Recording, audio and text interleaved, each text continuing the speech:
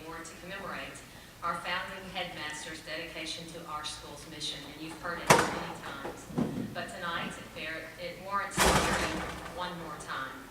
Inspired by faith, Pope John Paul II High School prepares students to be strong in mind, body, character, and spirit for lives of learning and service, according to the gospel. Okay, seniors, let's be honest. For some of you, it's been a very challenging last semester for service with the week of snow and spring break. So close together, finishing seemed to test our limits for organization and endurance and patience. It's been tough just getting it all done, right? For some of you, though, the call to service has been as natural as getting out of bed in the morning, as natural as breathing air in and out. In whatever category you found yourself in your life of service here at JPII, the fact remains that as a class, you are a very generous group, very compassionate group of young people who have chosen to be great stewards of God's gifts. In just this last year, your class alone, and by the way, you are the last class required to do internships for all 4 years, so I think you deserve a round of applause. As a class, just this year, you have almost 8,000 hours on record in service to our school, to our community, to our nation, and in some cases to our world. And for that, we are all very proud of you.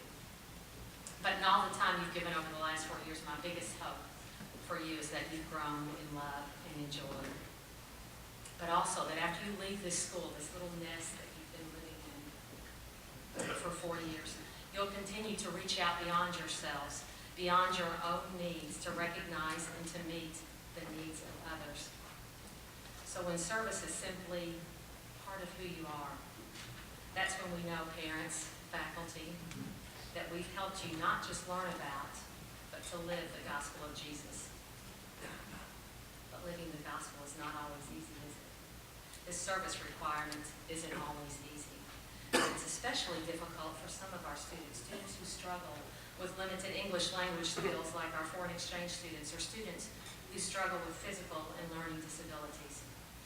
The young woman I want to tell you about has had her share of struggles. She struggled with our language and with our rigorous academic standards, and you might expect that she would have struggled with getting out there in the community and finding that place where she could really make a difference. But that wasn't the case. Since the year she arrived as a freshman, she stormed beyond our walls and found ways to shine like a knight's armor. She shared her spirit, her smile, and her endless enthusiasm, not just with us, but in the form of over 300 volunteer hours, most notably in the 120-plus hours she gave to her elderly friends and the staff at Brookdale Assisted Living Center in Millersville. As she has done with us, Marta Gouch has smiled her way into the hearts of everyone here. And for that loving and joyful model of brave and selfless service, I ask you, Marta, to accept this Hans Brookman Service Award.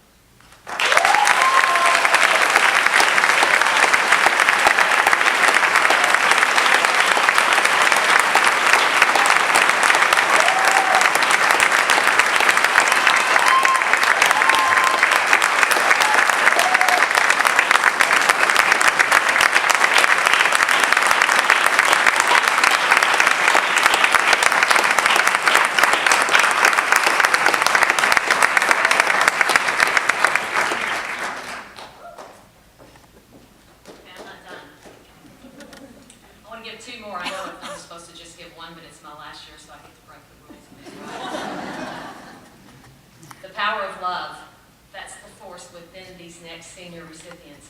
And the power of love is the force that overcame these last few years here at JPII, defining who they are and who they want to be in life.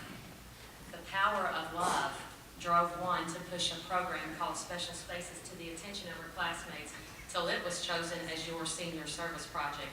Heck, she had to push the idea to me 3 years ago to let it just be an internship location, and it was, and it still is. Over her years at JPII, Love steered another young lady to serve dozens of hours with the Appalachian Service Project and to South Dakota to work on an Indian reservation, and to countless other local events. Every week she'd show up at my little service counter and hand me hours and want to tell me about the great latest service adventure she had, so she could spread a little more love around. But love directed both of these women to Aria and Juliet, two orphans in Uganda, whose very lives and the lives of so many others were forever changed by the compassion of these two senior girls.